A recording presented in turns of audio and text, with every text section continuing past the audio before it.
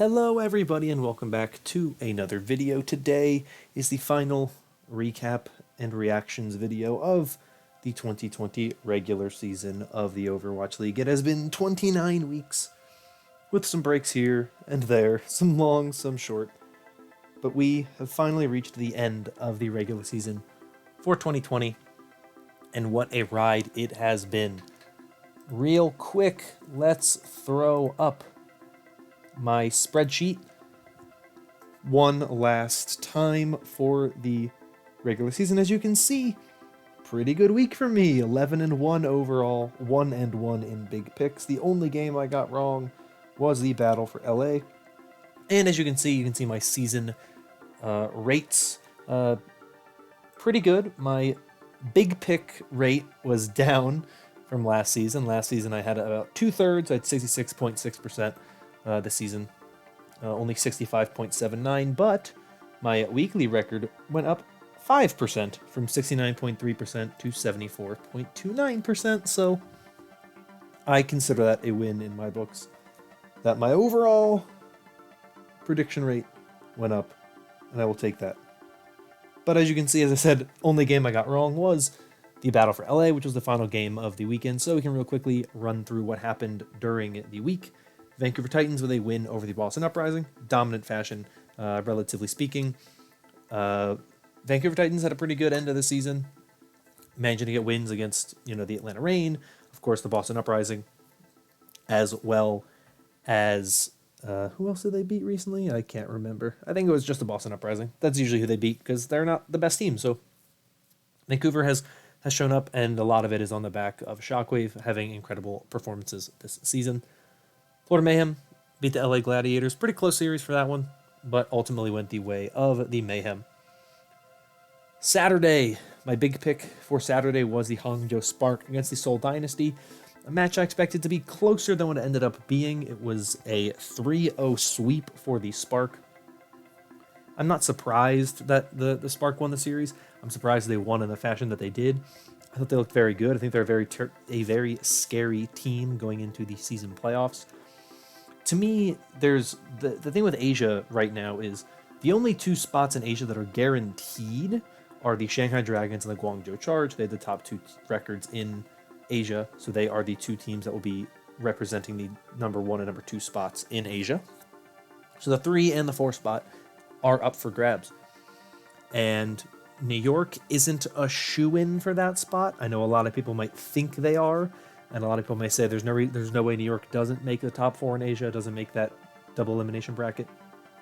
I would say don't think that so adamantly. I think there's a very good chance that we are in a world sooner or later where the NYXL are not in the top 4, with how good Seoul and Hangzhou have looked recently, especially the Hangzhou Spark. Huge threat to the New York Excelsior potentially. So really curious to see how that goes, to see which of those teams move on to the top 4 and who the top 4 teams will be. But I'm really impressed by the Hangzhou Spark. I thought they played very well. Seoul had a pretty good performance the previous week. This week, not as good. So really interesting to see, but very impressed by the Spark, and I cannot wait to see more of the Spark team in the playoffs, because I think they're really coming into their own and making a run at kind of the perfect time, to the point where they could even be the second team going into the main playoffs with the top 4 teams, top 2 from North America, top 2 from Asia. To me, that second spot in Asia is pretty wide open. And the Spark, if they continue to play the way they've been playing recently, I could definitely see them making that spot. The Dynasty, good as well. They've still had some ups and downs. I think 2U has been a huge addition for this roster. He's really helped boost this roster a lot. But I want to see more out of this Dynasty team before I'm ready to say whether or not they will be a team that really has a chance at making the top 4. The next one was the NYXL taking on the London Spitfire. Last game of the season for the NYXL. They take the win 3-1. It was really weird. Very short maps in this one. Like full holds by both teams. Very interesting series. New York takes the win. They were not playing Hotba. They went back to Bianca, went back to Animo. Mondu on the bench again, but Libero was still getting a lot of playtime over Nene.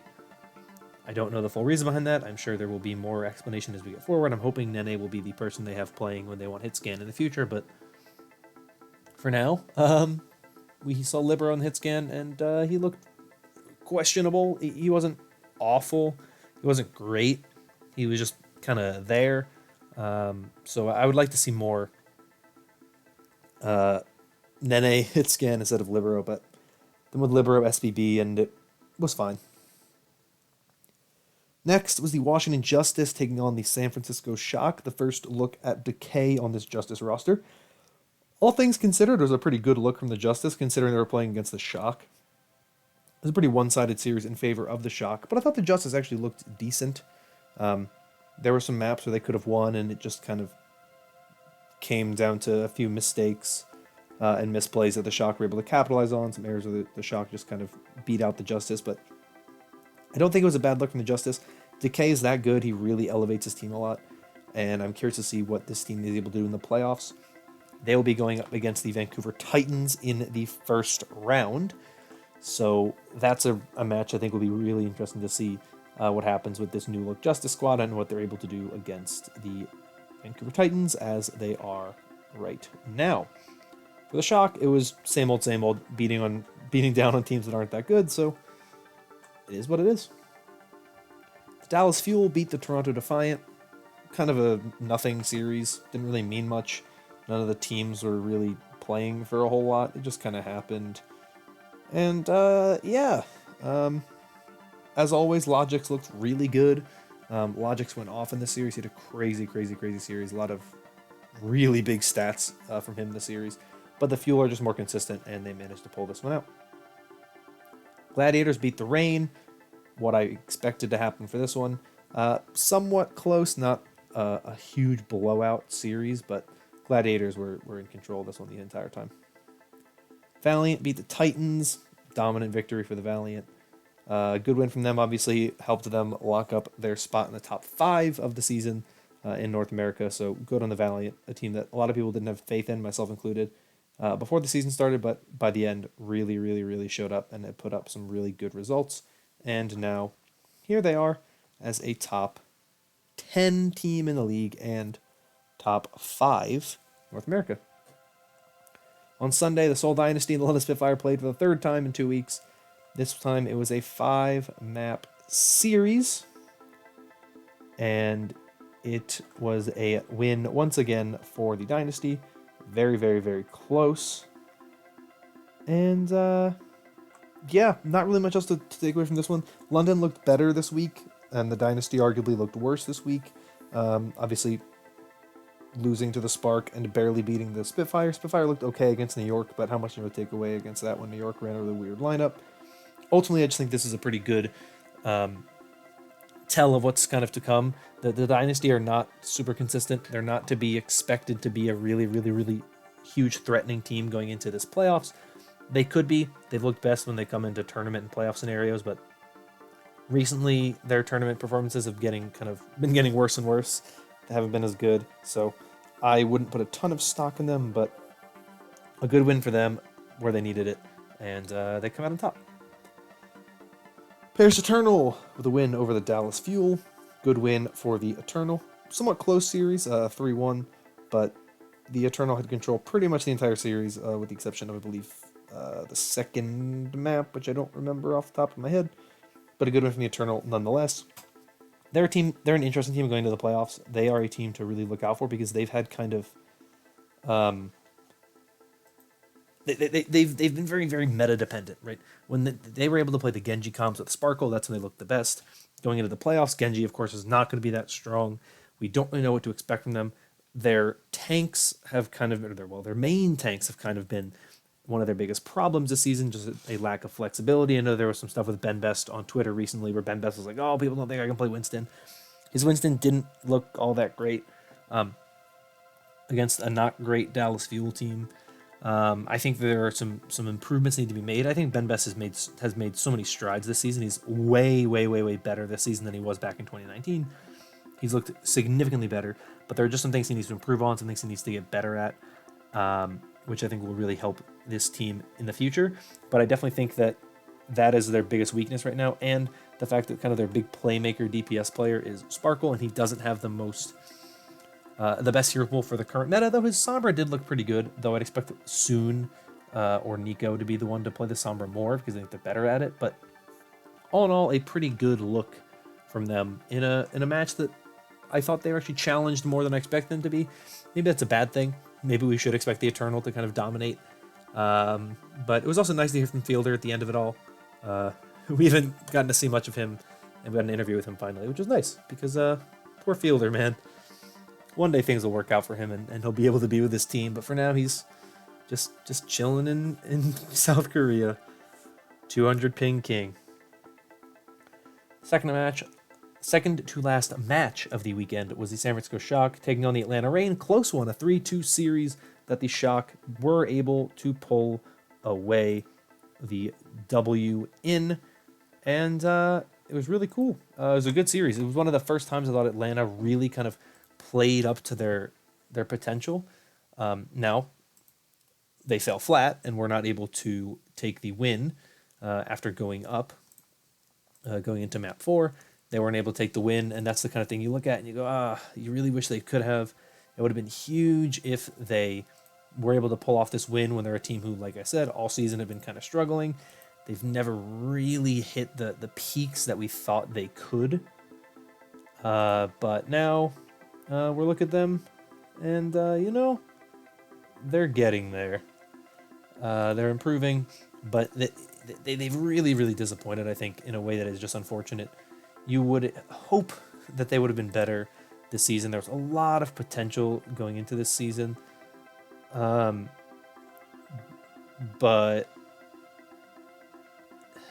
it's just a team that has not been able to do what I think most people had expected them to be able to do. It didn't meet those expectations. And maybe that's on the fans for putting such expectations on this team, but ultimately they were not able to meet those expectations. They still have a chance. Obviously, playoffs are here. They have a chance to kind of turn things around. They still have one of the best differentials in the league, despite being a team with a negative record. They still have a positive differential, which is very interesting to see. Not many teams have that, so good on them for managing to do that. And I am waiting anxiously to see what happens here with some of these teams going forward. The Rainer team, I think, could be really interesting to see going into North America playoffs, but ultimately I'm not expecting a whole lot from them. This match, though they looked pretty good, I don't think they have what it takes to really beat the top 4 teams in the league. Final match of the weekend, final match of the regular season was, of course, the battle for LA. The LA Valiant taking on the LA Gladiators. The only match that I got wrong this week. It was a very good match. Both KSP and Birdring went off. They had crazy series. They were both insanely good. It was a really good series, really back and forth. But ultimately, it went the way of the Gladiators, who looked dominant on control in both instances of it. They won both control maps. They looked so much better than the Valiant did on control. The Gladiators just have more flexibility when they're running Birdring Kevster in terms of compositions they can run that are different. When you have KSP, KSF in for the Valiant, there's only so many compositions you can really run. And I think that limited this team a lot. And it was very apparent on the control maps where, yes, they tried different comps and tried to mirror similar comps, if not exact mirrors of the things that the Gladiators were running, and it just didn't work as well. The Junkrat composition didn't work as well. Birdring's Junkrat is just much better. And so ultimately, this is a series that went the way of the Gladiators. A very close one, a very good one. Gives them the lead in the battle for LA standings for the first time ever. The LA Gladiators are leading in the battle for LA standings. They have 5 wins, 4 losses against the LA Valiant all time, and that's pretty cool. It's a good rivalry. It's definitely the best rivalry in the Overwatch League. That and the battle for Texas are both really, really good, but I think the battle for LA is just slightly better. But it was a good match, and kudos to the Gladiators for pulling off a win, putting themselves at 11-10 on the season, finishing just positive. All in all, a very, very, very, very good performance from them. and I am excited to see more of this Gladiators team going into playoffs, as I think they are hitting their stride now, which is a huge, huge, huge boost for a team that has struggled a lot this season, has been super up and down, super inconsistent, but they finished just above 500, and that is really something to note for this team. Valiant still top 5 in North America, good spot for them to be in, just above the Gladiators in terms of North America standings. Very excited to see what this Valiant team does in the playoffs. I'm curious to see what the meta's like, how it fits their strengths. Tracer maybe gets some playtime, which means Shax could be very big. I think Sombra Ashe is probably going to be meta, based on what we've heard from players like McGravy, as well as some other pros as well who don't think the kind of Roadhog meta that's developing right now on the ladder is going to be what we see in the Overwatch League, but only time will tell. Just under 2 weeks until the playoffs kick off. So for now, we're going to wait and we're going to see what happens. That's everything I have for you today. If you enjoyed, consider liking and subscribing for more content like this in the future. Be sure to comment down below your thoughts on anything about this season as a whole, this past week, whatever you want to say. Love to hear from you in the comments down below, but that is all from me once again. Hope you're all staying safe and staying healthy. And until next time, bye-bye.